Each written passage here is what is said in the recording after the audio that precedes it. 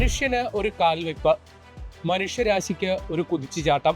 ചന്ദ്രനിൽ കാലുകുത്തിയ ആദ്യത്തെ മനുഷ്യനായ അമേരിക്കക്കാരൻ നീൽ ആംസ്ട്രോങ് ചരിത്രപ്രസിദ്ധമായ ഈ പ്രസ്താവന നടത്തിയത് 1969 ജൂലൈ 16 അതിനുശേഷം 1972 വരെ അപ്പോളോ 17 വരെയുള്ള വിജയകരമായ 6 ദൗത്യങ്ങൾ വഴി 12 മനുഷ്യർ ചന്ദ്രനിൽ കാലുകുത്തി.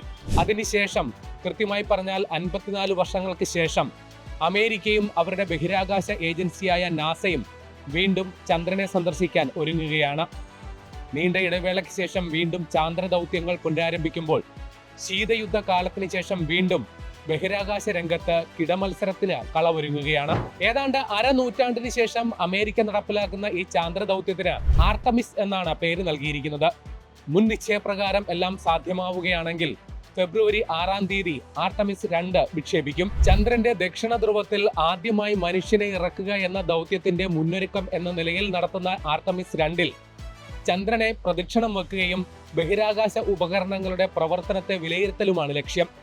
10 ദിവസമാണ് ഈ ദൗത്യത്തിന്റെ ദൈർഘ്യം. നാസയുടെ commander Reed Wiseman, pilot Victor Glover, mission സ്പെഷ്യലിസ്റ്റായ ക്രിസ്റ്റീന കോച്ച്, കനേഡിയൻ ബഹിരാകാശ ഏജൻസിയുടെ ജെറമി ഹാൻസൺ എന്നിവരാണ് ദൗത്യത്തിന്റെ ഭാഗമാവുക. മിഷൻ സ്പെഷ്യലിസ്റ്റ് ക്രിസ്റ്റീന കോച്ച് ചന്ദ്രദൗത്യത്തിന്റെ ഭാഗമാകുന്ന ആദ്യ വനിതയാണ്.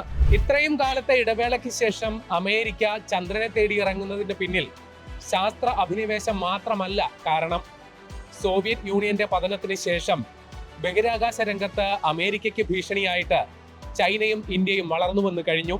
ചാങ്ഗെ ദൗത്യത്തിന്റെ ഭാഗമായി 2030 ചന്ദ്രന്റെ ദക്ഷിണ ധ്രുവത്തിൽ മനുഷ്യരെ ഇറക്കുമെന്ന് ചൈന ഇതിനോടകം പ്രഖ്യാപിച്ചു കഴിഞ്ഞു. അതിന്റെ നടപടികളുമായി ചൈന ബഹുദൂരം മുന്നേറിയും കഴിഞ്ഞു.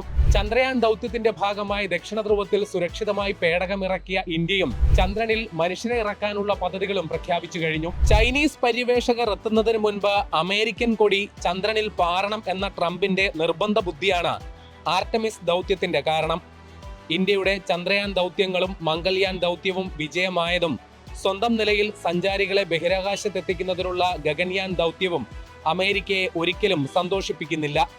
സ്വന്തമായി ബഹിരാകാശ നിലയം സൃഷ്ടിക്കാനും ഇന്ത്യ പദ്ധതിയിടുന്നുണ്ട്.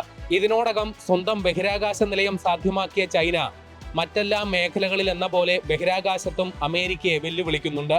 ആർട്ടമിസ് 2 ദൗത്യത്തിന് മുന്നോടിയായി ആർട്ടമിസ് 1 2022 വിജയകരമായി അമേരിക്ക നടപ്പിലാക്കിയിരുന്നു. ഓറിയോൺ പേടകം ചന്ദ്രനെയും ഭൂമിയെയും വലം വെച്ച് സുരക്ഷിതമായി തിരിച്ചു വരിക എന്നുള്ളതായിരുന്നു ദൗത്യം. മനുഷ്യരെ ചന്ദ്രനിലേക്ക് എത്തിക്കുന്ന ആർട്ടമിസ് 2 ദൗത്യത്തിന് മുന്നോടിയായി ആർട്ടമിസ് 1 2022 വിജയകരമായി അമേരിക്ക നടപ്പിലാക്കിയിരുന്നു. SLS എന്ന ലോകത്തെ ഏറ്റവും ശക്തിയേറിയ റോക്കറ്റാണ് ഇതിനായി ഉപയോഗിച്ചത്. ഓറിയോൺ എന്ന ആളില്ലാ പേടകം ഭൂമിയെയും ചന്ദ്രനെയും പ്രദക്ഷിണം ചെയ്ത് 25 ദിവസത്തിനുള്ളിൽ ദൗത്യം പൂർത്തീകരിക്കുകയായിരുന്നു ലക്ഷ്യം. ഈ ദൗത്യം വിജയകരമായി പൂർത്തിയാക്കി പസഫിക് സമുദ്രത്തിൽ ഓറിയോൺ പേടകം സുരക്ഷിതമായി തിരിച്ചിറങ്ങി. ഓറിയോൺ പേടകത്തിന്റെ സാങ്കേതിക തികവും താപപ്രതിരോധ സംവിധാനങ്ങളും ഈ ദൗത്യത്തിൽ വിജയകരമായി പരീക്ഷിക്കപ്പെട്ടു. ആർട്ടമിസ് 2 വിക്ഷേപണത്തിന് മുന്നോടിയായി SLS റോക്കറ്റിനെയും ഓറിയോൺ പേടകത്തിനെയും കെന്നഡി സ്പേസ് സെന്ററിലെ വിക്ഷേപണ തറയിലേക്ക് മാറ്റിയിട്ടുണ്ട്. വിക്ഷേപണ വാഹനത്തിന്റെ സാങ്കേതിക സംവിധാനങ്ങളുടെ അവസാനഘട്ട പരിശോധനയും ആശയവിനിമയ സംവിധാനങ്ങളും പലവട്ടം പരിശോധനകൾക്ക് വിധേയമാക്കും. ഇതിനുശേഷമാകും വിക്ഷേപണം. ആർട്ടമിസ് 3 ദൗത്യത്തിലൂടെ ചന്ദ്രനിൽ വീണ്ടും മനുഷ്യരെ ഇറക്കുക എന്നുള്ളതാണ് അമേരിക്കയുടെ ലക്ഷ്യം. മുൻ നിശ്ചയപ്രകാരം കാര്യങ്ങൾ നടക്കുകയാണെങ്കിൽ 2027 ആർട്ടമിസ് 3 വിക്ഷേപിക്കപ്പെടും. 30 ദിവസം നീണ്ടു നിൽക്കുന്നതായിരിക്കും ദൗത്യം. ആർട്ടമിസ് 2 ദൗത്യത്തിന്റെ ഭാഗമായ 4 പേർ തന്നെയാകും ആർട്ടമിസ് 3 പങ്കെടുക്കുക. ഇതിലെ സുപ്രധാന സംഗതി, ഇതിലെ 2 സഞ്ചാരികൾ ചന്ദ്രോപരിതലത്തിൽ ആഴ്ചകളോളം ചെലവഴിക്കും. എലോൺ മസ്കിന്റെ സ്പേസ് എക്സ് കമ്പനി രൂപകൽപ്പന ചെയ്ത ഹ്യൂമൻ ലാൻഡിംഗ് സിസ്റ്റം ഉപയോഗിച്ചായിരിക്കും 2 പേർ ഓറിയോൺ പേടകത്തിൽ നിന്ന് ചന്ദ്രോപരിതലത്തിലേക്കും തിരിച്ചും യാത്ര നടത്തുക.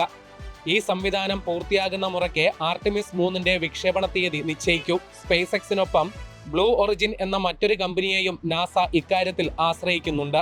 ആർട്ടമിസ് ദൗത്യത്തിന് അമേരിക്ക കണക്കാക്കുന്ന ചെലവ് 93,000 കോടി അമേരിക്കൻ ഡോളറാണ്.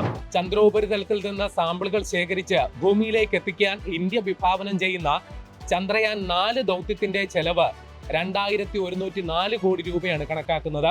റോബോട്ടിക് സാങ്കേതിക വിദ്യയിലൂടെ ചാന്ദ്ര ദൗത്യങ്ങൾ പൂർത്തിയാക്കുമെന്നിരിക്കെ ഏറെ ചെലവേറിയതും മനുഷ്യജീവന് അപകട സാധ്യതയുള്ളതുമായ ഇത്തരം ചാന്ദ്ര ദൗത്യങ്ങൾക്ക് പിന്നിൽ വാസ്തവത്തിൽ ശാസ്ത്ര അഭിനിവേശമല്ല എന്നുള്ളത് വ്യക്തം. അത് ഓരോ രാജ്യങ്ങളുടെയും സാമ്പത്തിക ക്ഷമതയുടെയും ശാസ്ത്ര പുരോഗതിയുടെയും ശക്തി പ്രകടനമാണെന്നത് വ്യക്തം. സാമ്പത്തിക കാരണങ്ങളടക്കം മുൻനിർത്തി പല ദൗത്യങ്ങളും സ്വകാര്യ ഏജൻസികളെ ഏൽപ്പിക്കുന്ന നാസ തന്നെയാണ് ഇത്തരമൊരു ചാന്ദ്ര ദൗത്യത്തിന് വേണ്ടി ഇറങ്ങിത്തിരിക്കുന്നത്. ശീതയുദ്ധകാലത്ത് റഷ്യയും അമേരിക്കയും തമ്മിലാണ് ബഹിരാകാശ മേഖലയിൽ ഏറ്റുമുട്ടൽ ഉണ്ടായിരുന്നതെങ്കിൽ ആ ശക്തി പ്രകടന വേദിയിലേക്ക് ഇപ്പോൾ ഇന്ത്യയും ചൈനയും കൂടി കടന്നു വരികയാണ്.